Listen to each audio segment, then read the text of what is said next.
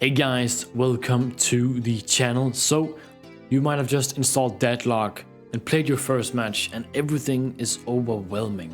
Maybe you've played for a little bit and maybe you're stuck in one of the lower ranks. Maybe you just want to improve. Well, here I have it, the tips and tricks for a beginner player in Deadlock. Now I get it, everything feels like chaos. Shooting, dashing, items, objectives, just everything in general. It's very overwhelming. Well, you're not alone. I had the exact same feeling when I played the game at first. I'll try and break down what to do as a total beginner and make it a bit more palatable. I'll try and cover items, movement, heroes, how to lane, objectives, and just mistakes you can stop making that might make you lose the game. Before we move on to the actual video, then please consider liking and subscribing. And if you're watching this on your phone, then please use a high point on my video. Now, if there's anything you feel like I missed, then comment it down below.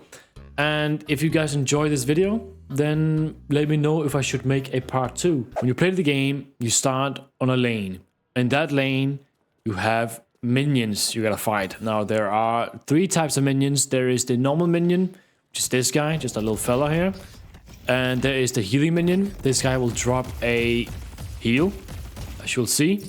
If you're alone, you get the full amount of heal. If you're with your teammates, you split the heal. So what you could do is get your teammate to leave the area until you are alone with the heal minion, and you can take the whole thing if you are that low. If you do that, then you don't need to go back to spawn every time if you're really that low. It's good enough sustain, and it's actually an insanely good tip. It just take the whole heal alone and you don't split it with your teammate. Now of course you should split it if your teammate also needs it. Killing the minions. Let's just kill a guy here. You will get souls, I believe, on killing him, but he will also drop this, which you need to shoot. The enemy can shoot that little ball, and then they claim the souls for themselves. So you want to make sure that you get these souls. How do you do that? You can punch him. It doesn't drop anything, and you claim it.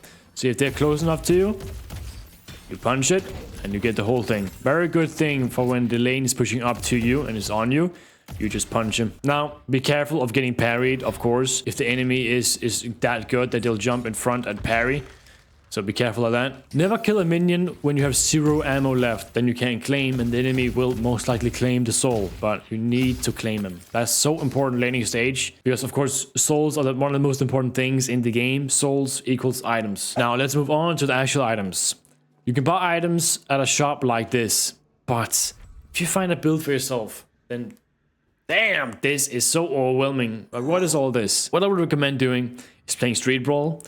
In Street Brawl, you can get familiar with the items itself. It'll give you 3 items to pick from. Ooh. 3 times. You can, of course, only pick 1 of those 3. And then you can sort of get familiar with the items itself just like that. And you don't have to read all of this in one. Because what Street Brawl does, it actually gives you items based on the character. It'll favor more towards it. For example, if you're going a gun character, it'll give you items for a gun. If you play a guy that's heavy in spirit, it'll give you a lot of spirit items. Now, it won't always just give you in favor for that. Sometimes it'll also give you some gun items, even if you play a spirit character. So if like that, you can get familiar with the items pretty easily, because you just gotta read 1 of those 3 and what's the best of those 3. I want to quickly say you cannot get enhanced items in the normal mode. You cannot get legendary items. That's only in Street Brawl. But if you don't want to play Street Brawl, then you can play the normal mode. And in the normal mode, I would recommend finding a build. And this is my build on Dynamo. Let me go and select someone else. It's a build like this that I would select. Now this might look pretty confusing, but it's honestly not. Just don't overthink any of this. Listen, this is for laning. And it says here, this is why it's important, left to right for everything. You buy here, start in the lane, left to right. And then there are always these optional laning things that you need to be aware of as well. They're pretty easy to understand, luckily. For example, if I take a lot of damage in lane, then healing right makes sense. We don't want to go back to our spawn, like back home all the way where we spawn. You can't really do that all the time. Sometimes you can, and sometimes you should when you have enough time. For example, if you kill 1 person on the enemy team, you can go back to your spawn, and if the wave is pushed up. But let's just say you don't have the time to do that. You just can buy healing right here, and you don't have to leave. Then you just select it yourself and you heal. Just like that. Of course, you can't take any damage when you have this on. Taking damage cancels it, just so you know. But something like that. That's the optionals. And they're pretty easy to understand. But you generally just want to buy from left to right and everything. And then there are, of course, the extra squares here where it says options on, you know, maybe you pick some of this or, you know, considering, because it all depends on the match and who you're going against. So you might want to consider some of the other things. Again, once you actually read them, they are pretty easy to understand. Plated armor, for example, you gain a chance to deflect incoming bullets, preventing all weapon damage and preventing all of the effects from that bullet. See? If a gun character is doing really good, you get that. Like haste, for example, you would get plated armor. Anti-debuff. Debuff reducer, pretty easy to understand, you know? Just don't overthink any of this. But the important thing we should move on to now, that is the counters. We'll keep this very simple, but what are counter items? Well, counter items are something you buy to kind of cancel out whatever they're doing. Let's say, for example, the enemy is doing really good on, the bullet damage. You know, you could buy plated armor. It's not in direct counter item. It just helps you survive more, of course. But metal skin, for example, become immune to bullets. You pop that. The character shooting with all those bullets, and they're so strong, they melt you. Boom. And now they can't shoot you. It's of course active for, I don't know how long actually, for 5 seconds. For 5 seconds it's active and they can't kill you for that amount of time. And then you of course gotta figure out what to do next, leave or whatever. Silence wave as well. If someone has a lot of abilities that just spam you, launch an expanding projectile which silences the enemy for a short duration and deals impact damage. Now the silence effect, it does so they can't use abilities. Now I could make a whole video on counter items, but the rule of thumb is, ask yourself, what's killing me right now? And then you gotta buy an item for that. Counter items are super important. Do not overestimate these counter items. They are insanely good. One item here you almost have to get every single game is spirit resilience or bullet resilience. It's either one of these you have to buy almost every single game. And another one you'll almost have to buy every single game too. This depends. You don't always have to buy it. Sometimes you have to buy something else. But counter spell. And I'm only saying these because these are just such good items that you have to have them, almost. So you can parry in the game that will stop melees, but with this item, it works sort of similar, but instead of parrying a melee, you can parry every single thing in the game, almost. There's a few things that don't make sense, you can't counter, you can't counterspell. But let me just go over and see what it says. Your next parry protects you from the damage and effects of enemy abilities and items.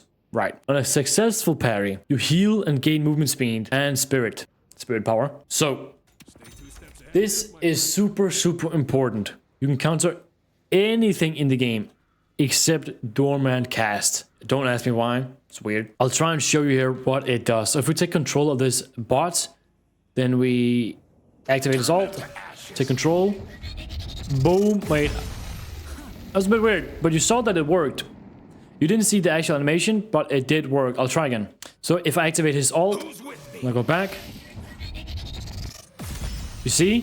Now it's very weird with the taking control, but I walked into his ult and counterspelled, and it did nothing to me. It did nothing. So that's how counterspell works. You counterspell any effect, any ult, or anything really that hits you, and when you counterspell, it doesn't do anything. And the only thing you can't do it with, which I'm not totally sure about, but I've not done it once and I've tested it a lot, is the dormant ult. When he activates his ult on you, then you can't do it. You can't counterspell. I don't know why. Moving on to stamina. For stamina, don't use all your movement getting in a fight. Then you can't escape and you're just dead. Use some of it, have some to leave as well. But in Deadlock, you can double jump. You can dash in air. You can also slide. Sliding doesn't cost any stamina, by the way. But you have infinite ammo in that slide, as you can see by the symbol. And on stairs, you can press crouch and then auto slide. Very nice. And you can also dash jump. So I dash, jump. See? Now that you did use 2 stamina, but it is really good for movement. So if you combine it, boom, and slide. See that? Not too bad. It's all about timing. What I would recommend is just using 5 to 10 minutes, like here in the training range, and just getting the timing down for it. Movement is what can genuinely make you win a fight or survive. So there's a few things you need to know. You can also wall jump. Didn't cost any stamina. I am just touching the wall. Like that. Alright, but let's say we want to get up here. How will we do that? Well, we can use what we just learned. We can wall jump. Now we have to use stamina, but you melee. You got up here? Pretty simple. I just had to use 1 stamina. So again, wall jump, stamina, punch. Stamina meant jump. It's pretty simple. You wall jump, jump again, stamina, and you're up. There we go. This is a really good way to escape from a lot of fights or engage in fights. Okay, now that we are already here, I want to show you the sinners. Bad movement is just walking in a straight line and using all your stamina fast, and you have no stamina to leave. And good movement is being patient with your stamina, using it properly, wall jumping and sliding, all those things that I just showed you. But yeah, practice all of this in the sandbox and you'll die way less. But now that we're already here, this is called a sinner, and this will give you souls. So this, you gotta punch 5 times to get all the souls out. But do not punch it on the last one, and I'll show you why. Well, you do have to punch it, but I'll show you how to properly do it. Here we go. On the last punch, you wanna punch it again on this light. When this light glows, you want to punch it again, and I'll show you why. There we go. And now I got buffs. All right, back here. You don't want to lose out on value on souls, and what I mean by that is you don't want to miss a wave. If you're dead, ask your teammate to stall the wave for you if he can. If you can't, then just let him take it, of course, if it's absolutely necessary. If they're pushing your guardian, for example. But it's very important that you don't miss any waves, because that means you lose out on souls. I believe that it's around 3 to 5 minutes that boxes start spawning, and that's when you want to grab these boxes. I hear people say you shouldn't grab them immediately, but honestly, once a wave is pushed all the way up to the enemy, or at least once you're pushing a wave up, you've killed your wave, then what you can do is go and grab some boxes. Now, sometimes boxes won't always have souls in them. Sometimes they will. They look like this. This is the boxes, and these are the statues. You break him, and you get a small buff out of it. So this is what you can go and do around the map if your wave is pushed all the way up, or you've killed your wave. Go around and collect some more souls. It's very important in the laning stage that you don't die. Of course, you will die sometimes. But by you dying, you basically give the enemy souls, you give them free souls, and if they keep killing you over and over again, they will steamroll you. So survive for as long as you can. Sometimes you will just die, but stay near your guardian if you have to. The most important thing in the laning stage is that you get souls and that you can kill the guardian. Sometimes you can't kill guardian, and sometimes it's a stalemate. A stalemate is just where nothing happens. You're both equally matched, and that's when you need a gank. Now, what is a gank? So ganking is it sounds stupid, but it's basically you leaving your own lane to go help on another lane. The goal here is to help your teammates on that lane to kill the guardian or take care of the enemy heroes. In simple terms, this is just like rotating over to ambush the enemy. This is very helpful for a lane where they are losing just badly, or they're getting snowballed. I want to remind you that ganking is very, very risky. You're leaving your lane undefended. 2 people on one lane don't want to go gank, usually. There are exceptions where you can, but you're leaving your lane undefended. You should always have 1 person on the lane, usually. Around 8 to 10 minutes is when you want to start ganking, and it's especially you want to start ganking if you win your tower pretty early. And if the enemy keeps coming back to your lane, they keep coming back and keep killing them, then they will usually leave the lane and go gank themselves. That's important that you go and help and go to the other lane as well. But as a beginner, don't gank too early or too often. You gotta focus on your own lane and souls first. I want to remind you that for the first 8 minutes of the game in Deadlock, you share souls with whoever's on the lane with you. Of course, your teammate. So if you go ganking as well before 8 minutes, then you are typically 3 people sharing souls, and it's not really an ideal way to do it. Unless you absolutely need to help the enemy team, then I wouldn't do it. Don't gank to gank, only gank to ambush and help out maybe certain desperate scenarios. But it's also super important that you call out ganking. If you notice the enemy on your lane is missing, then simply call it out. You can just click on him and it'll say the target is missing. You want to make sure as well that your lane is always pushed up. Remember as well that you can be shot off zip lines. For the first few seconds that you're on a zipline, you can be shut off and stunned. And I want to say as well, if you're chasing an enemy near the guardian who's very low, you can actually run up to the guardian and parry him, and you can maybe kill the enemy that's there, or you know. But yeah, you can parry the guardians. I want to say as well that when you're in the laning stage, then remember to parry. For God's sakes, parry more. You can also bait parry. You know, you Punch him, but no, then he parries, and you can get another free parry on. Where punching is really, really strong, but it can also be easily punished. So maybe incorporate some light punches in instead. Chances are they're not gonna parry it. If you do it too much, it's predictable, and then they'll do it. Remember to parry. Press F and parry, for God's sakes. If you're really low and the next bullet will kill you, just parry. Honestly, the chances are you're dead anyway, and the enemy usually will just try and punch you, and then you can parry them. There's a lot of ways you can look out for punches. It's usually a lot of the punching characters like Abrams, Billy, Calico. They will punch a lot. And remember that if they do punch a lot, then you can buy rebuttal. On a successful parry against an enemy hero, heal yourself. But that's not the most important thing. There's a -2 second parry cooldown. So if you see here, I parry, the red symbol here, I can't parry again for another 4 seconds. But if I buy rebuttal, then I parry. And I can parry again. You can also do it around corners, but they only need to hear the sound to parry it. That's all I'm saying. What I actually like doing if I'm playing with my friends is I like, if we go back here real quick. Now you can't do this in free-for-all mode, but you can punch this crystal here that should spawn. Which actually it won't spawn because I am alone. But there's a crystal here that will spawn. You can punch it and it'll swap teams with you. So if you're in the enemy team, you can just have a little rule, punching only.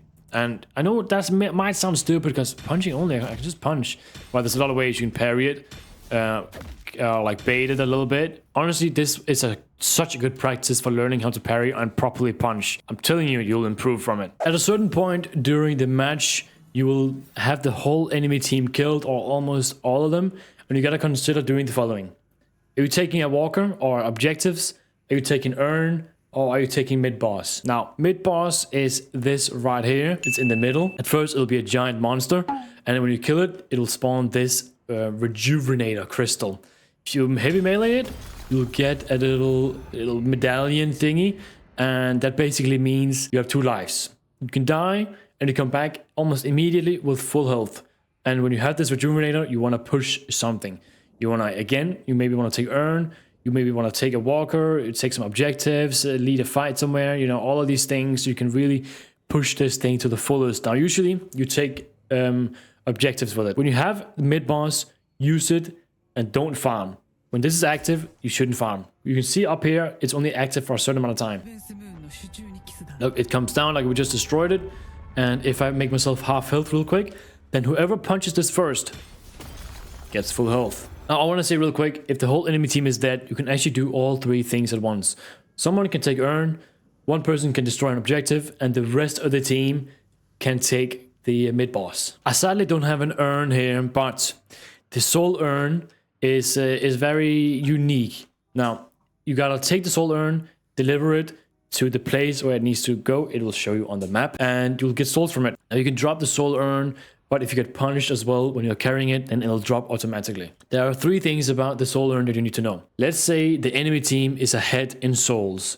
Then the soul urn will spawn closer to you, to your spawn, and vice versa. If you're ahead by a lot, it'll spawn near the enemy spawn. But if it's pretty neutral in souls, you and the enemy, then it'll just spawn on the opposite side near the middle. The soul urn can be used to force a fight. And it can also be used to bait objectives. If there's just one person carrying it around, the enemy team will usually all go towards the urn placement. But if he just walks around a little bit, and then he can actually bait the urn, and then some of the team members of your team, they go over and take an objective. So yeah, that is the first simple little guide or tips and tricks you can use in the game. Hopefully this will help you improve a little bit. But just start by buying items left to right. Add some simple counters, practice your sliding and dashing, focus on last hitting the souls, and then group for objectives or bait objectives, stuff like that. That's the foundation. You can always practice some of it in the bot matches, which is honestly not even a bad idea. But remember, the real experience is in the actual game with real people. Let me know if you want a full counter guide or a hero specific guide in the comments as well, and I'll do that. So that's it. Again, let me know if I missed something. That is the basics of it, and let me know if there's something I missed. Hopefully this helped. Goodbye.